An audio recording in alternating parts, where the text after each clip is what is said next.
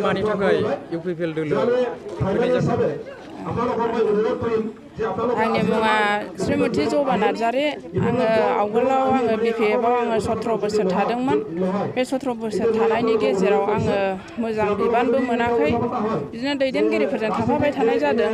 ओमफ्राय आङो बाहाय जेबो सुबिदा मोनाखै आं ओंखायनो सिगाङाव बबे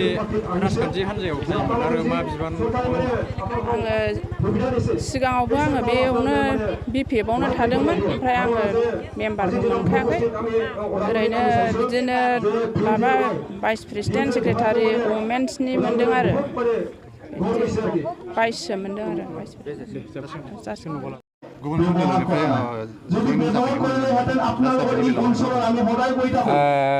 इउपिपिएल दोलोआ बिपिएफआथ' बुंबोदों जों जेबो मावाखै 17 मास 18 मासाव होननानै खिन्थु 17 बोसोराव जे बिसोरो जेबो मावाखै दिनै खुंग्रिं प्राइमारिनि सिङाव बिपिएफनिफ्राय इउपिपिएल दोलोआव हाबनायानो मोनसे सिन जे 17 बोसोराव मावनो हायै बिपिएफनि जा खामानिफोर बा जोंनि जौगानाय जोंनियाव खौसेथि बेखौ जों इउपिपिएल दोलोआ लाबोनो हानायखायनो प्रमद बर'खौ आरो इउपिपिएल दोलोखौ मोजां मोननानै दिनै बिपिएफनिफ्राय मेक्सिमाम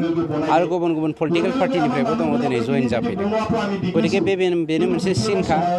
बिपिएफनि सोरबा मुनमुन ब्रह्मना मा मोनफैना फैथेला बियो माने प्रमद बर'आ जेबो मावाखै माबा माबि थाखा जादों मादों होननानै जेसेबांखि बखिया मुनमुन ब्रह्मनि बुंनायावहाय दिनै रायजो राजाफ्रा गोसो सोलाया बा गोसो गिदिङा सोलायनायखौ लुबैदों जौगानायखौ लुबैदों जायनि जाहोनाव इउपिपिएल दोलोआव ज' जाजाय हाबफैदों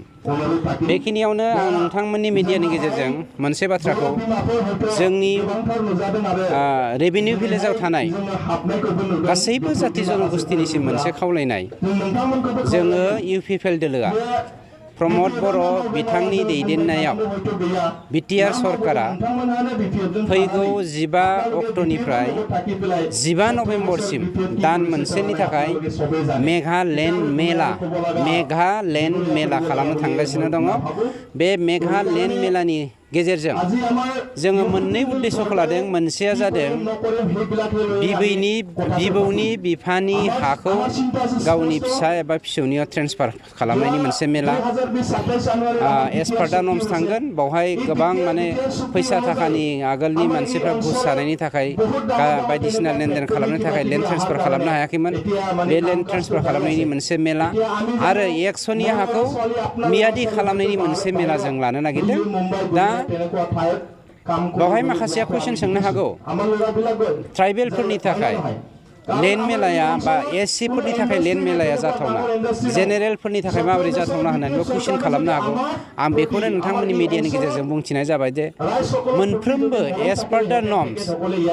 1886 नि जा लेन्ड एक्ट बे लेन्ड ब्लक क्रिएशन बेफोर आरो 2003 सननि 10 फेब्रुवारिनि जा एकर्डनि क्ल'ज नाम्बार बेखौ डिपेन्ड खालामनानैसो मोननांगौआ मोनगोन मोननैया मोननाय नङा माने बे लेन्ड ब्लकआव जुदि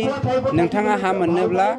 बे लेन्ड ब्लक क्रिएशन जानायनि सिगांनिफ्रायनो बेवहाय रायजो जानाय जानांगोन जोंनि काउन्सिलावहाय सोरबाया जुदि हानि मोन्थाय मोननो लुबैदोंब्ला 2003 मायथाइनि 10 फेब्रुवारिनि बिटिसि एकर्ड बिएलटिजों बिटिसि एकर्ड जानायनि क्ल'ज बायदियैसो थांनो नांगोन गतिके बे बारावहाय मानसिफ्रा होनो प्रमद बर'आ हाखौ रावनोबो राननानै होआखै गुबुन जाथि जनगोष्ठीखौ हानि मोन्थायनिफ्राय बन्सित खालामदों होननानै बेखौनो दिन्थिनो थाखाय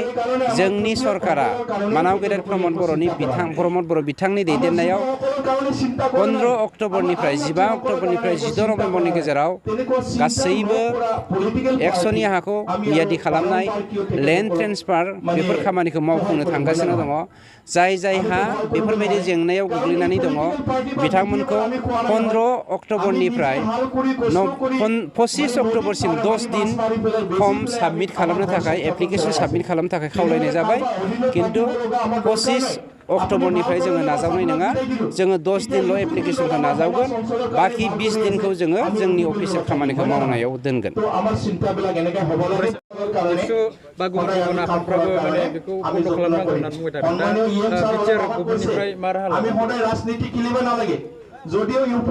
बर'नि धोरोमा पृथिबिया माला जोनोम जानाय जों बेखौ बुंनो नागिराखै बुंनो हाया खिन्थु दिनै सानसुमैफोरा बुंनो नागिरो बर'नि धोरोमा जोंनि हालामाव बा जोङो मोनसे समनि दिनैनि मोनसे माइमानसिं एरिया बांलादेशनि मोनसे समनि लवार भुटान लेपारनि माखासे पार्ट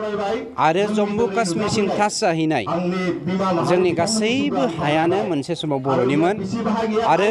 जुग जुग 7,000 बोसोर जोङो बर'नि धोरोमखौ सिबिबोदों नाथाय बे बर'नि धोरोमखौ लानानै बर'नि धोरोमनि मुंखौ लानानै जोंनि आध्यात्मिक जा इमोशन बेवहाय टाच खालामनायखौ साबेसे बर'आ लुबैया बेखौ नोंथांमोननि मिडियानि गेजेरजोंनो नोंथांमोना स्टाडि खालामदो रायजोफोरनाव सोंदो आंनिब्ला इसोरखौ लानानै राजखान्थि गेलेनाय धोरोमखौ लानानै राजखान्थि गेलेनाय बिमाखौ लानानै राजखान्थि गेलेनाय आरो हा आरो हारिखौ लानानै राजखान्थि गेलेनायखौ थास राजखान्थि बिद होननानै बुंनो नागिरा आरो बेफोरबायदि खामानिनिफ्राय जों साफ्रोमबो आंबो नोंथाङाबो जों साफ्रोमबो बेनिफ्राय जानगारना थानांगौ आं बेखौसो आंनिफ्राय बेक्तिगतभाबै मेसेज होयो